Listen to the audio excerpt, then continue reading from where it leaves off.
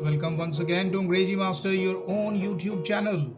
Today we are going to do The Tale of Custard the Dragon by Ogden Nash from class 10 textbook First Flight. Frederick Ogden Nash was born on August 19, 1902. He was an American poet well known for his light verse, for which he wrote over 500 pieces. With his unconventional rhyming schemes, he was declared the country's best-known producer of humorous poetry.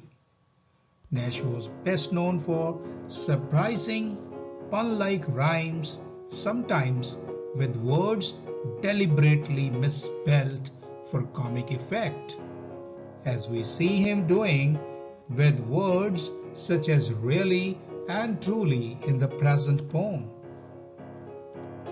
The Tale of Custard the Dragon is a long narrative poem called the ballad, in which Nash humorously brings home the idea that self-praise is no recommendation, and one should never judge a book by its cover. There's no point in blowing your own trumpet. As they say, your real worth comes to the fore only when the tide is not in your favor and you come out of your comfort zone. In addition, it also highlights the fact that every creature, big or small, has its specific importance. Usually, we underestimate others, but they prove themselves using their wits and right actions. So, we should never try to judge a book by its cover. We should never look down upon others. Now the poem. Belinda lived in a little white house with a little black kitten and a little gray mouse, and a little yellow dog and a little red wagon, and a really old truly old little pet dragon. Now the name of the little black kitten was Ink, and the little grey mouse she called her Blink, and the little yellow dog was sharp as mustard, but the dragon was a coward, and she called him Custard. In this opening stanza, we see a little girl Belinda living with her 4 pets in a white house. These pets are a black kitten, a grey mouse, a yellow dog, and a really true dragon. The poet calls the dragon a really true dragon in order to create a comical effect. They all use a red wagon when they want to go out somewhere. The name of the kitten is Ink because the color of the kitten is black like ink. The name of the mouse is Blink. Now, Blink has been christened so because number 1, he's very small, very tiny. Number 2, he could do anything with the blink of eye very quickly.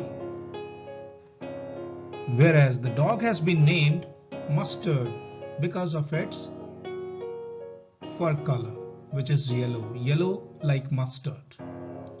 Now the dragon has been named Custard because it is very polite, very docile, completely harmless despite its appearance, actually a coward. Therefore, he has been named Custard, sweet like custard. Custard the dragon had big sharp teeth and spikes on top of him and scales underneath, mouth like a fireplace, chimney for a nose, and really old truly old daggers on his toes. Belinda was as brave as a barrel full of bears, and Ink and Blink chased lions down the stairs. Mustard was as brave as a tiger in a rage, but Custard cried for a nice safe cage. Here we find the poet describing the dragon. Custard is seemingly a formidable dragon with his big sharp teeth, spikes on his back, scales on his stomach, and very sharp nails like that of a dagger on his toes. We are also told that Belinda, Ink, Blink, and Mustard were all very brave, even though they were much smaller in size than that of Custard. But Belinda's bravery has been compared with a barrel full of bears. On one hand, Ink and Blink can chase a lion down the stairs. Mustard can be as fierce as an angry tiger. On the other, Custard was such a coward that he always wanted to hide in a cage to be safe. This seems to be exaggeration. Exaggeration of the valor, the bravery of all the inmates of the house except one. It certainly evokes laughter. Belinda tickled him. She tickled him unmerciful. Ink, Blink, and Mustard, they rudely called him Percival. They all sat laughing in the little red wagon at the really or truly cowardly dragon. Belinda giggled till she shook the house, and Blink said wake, which is giggling for a mouse.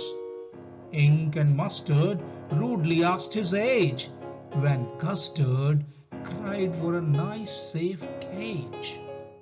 Here we find Belinda and all the pets making fun of Custard, considering him to be yellow-bellied. Belinda callously tickled him. Blink and Mustard mockingly called him the brave knight Percival. They ironically compared Custard with a brave knight called Percival who had been in the service of King Arthur, to show him how unlike Percival he really was. They all made him butt of their laughter while sitting in Belinda's red wagon. Belinda and Blink laughed out loud. Ink and Mustard mocked at him, asking his age, as if saying, his asking for a nice safe cage to rest, to seek relief, is an act of cowardice. And not only that, it is childish too.